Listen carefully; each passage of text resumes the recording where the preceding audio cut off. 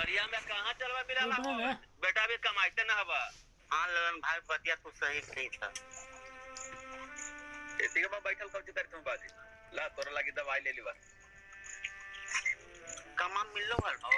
हाँ बाजी कामा मिलो तना तोर दवाई ले आन के देलीवा 200 रुपया मिले तो करे दवाई ले आन के देलीवा चला घरे।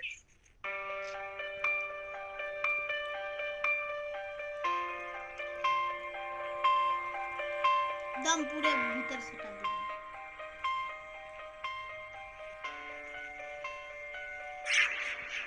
आइए ना मैडम बैठिए। चलो बंद कर।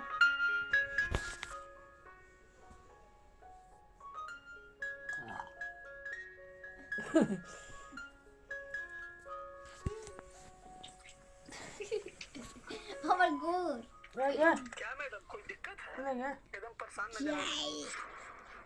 नहीं कोई दिक्कत नहीं है। नहीं कोई दिक्कत है तो हमको बताइए।